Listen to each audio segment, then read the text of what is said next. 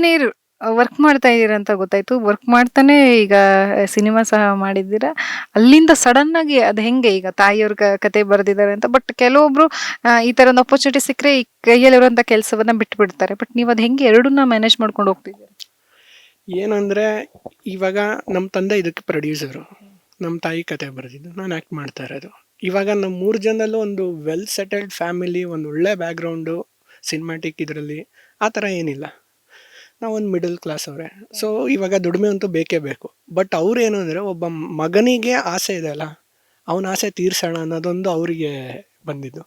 So ನನ್ನ ಮಗ ಇಷ್ಟಪಡ್ತಾನಂದರೆ ಏನು ಬೇಕಾದ್ರೂ ಮಾಡೋಣ ಅಂತ ಇಂಥ ತಂದೆ ತಾಯಿಯಲ್ಲಿ ಸಿಗ್ತಾರೆ. ಸಿಕ್ಕರು ನನಗೆ ತುಂಬ ಖುಷಿ ಆಗ್ತಾಯಿದೆ ಆ ಥರ. ಸೊ ಅವ್ರೇನು ಹೇಳಿದರು, ಸರಿ ಮಾಡು ನೀನು, ಕೆಲಸ ಮಾತ್ರ ಬಿಡೋಕೆ ಹೋಗ್ಬೇಡ, ಯಾಕಂದರೆ ನಿನಗೆ ಅದು ಬ್ರೆಡ್ ಆ್ಯಂಡ್ ಬಟರು.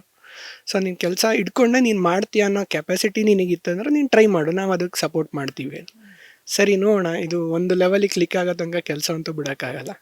ಸೊ ಏನೋ ಒಂದು ಮಾಡಿಕೊಂಡು ಎರಡನ್ನೂ ಬ್ಯಾಲೆನ್ಸ್ ಮಾಡ್ಕೊಂಡು ಮಲ್ಟಿ ಟಾಸ್ಕ್ ಮಾಡೋದ್ರಿಂದ ನಮಗೆ ಒಳ್ಳೆಯದೇ ಇರುತ್ತೆ, ನಾವು ಐಡಲಾಗಿ ಕೂರಲ್ಲ. ಸೊ ಹಂಗಾಗ್ಬಿಟ್ಟು ಎರಡು ಪ್ರಯತ್ನ ಮಾಡೋಣ ಅಂತ ಹೇಳ್ಬಿಟ್ಟು ಮಾಡಿದ್ದು, ಅದರಲ್ಲಿ ಸಕ್ಸಸ್ ಬಂದಿದೆ. ಈ ಮೊದಲನೇ ಸಿನಿಮಾದಲ್ಲೇನೆ ಅಪ್ಪ ಅಮ್ಮನೂ ನಿಮ್ಮ ಒಟ್ಟಿಗೆ ನಿಂತ್ಕೊಂಡಿದ್ದಾರೆ. ಅದೇನ್ ಅನ್ಸುತ್ತೆ ನಿಮ್ಗೆ? ಎಷ್ಟು ಖುಷಿ ಆಗುತ್ತೆ ಅದು?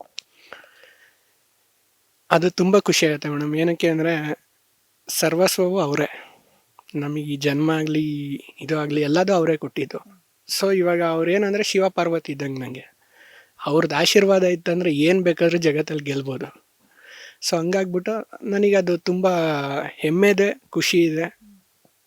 ಸೊ ಹಂಗಾಗ್ಬಿಟ್ಟು ಅವ್ರ ಆಶೀರ್ವಾದ ಇರೋದ್ರಿಂದ ನಾನು ಯಾವತ್ತೂ ಸೋಲನ್ನು ಕಾಣಲ್ಲ ಅಂತ ಒಂದು ನಂಬಿಕೆ ಇದೆ.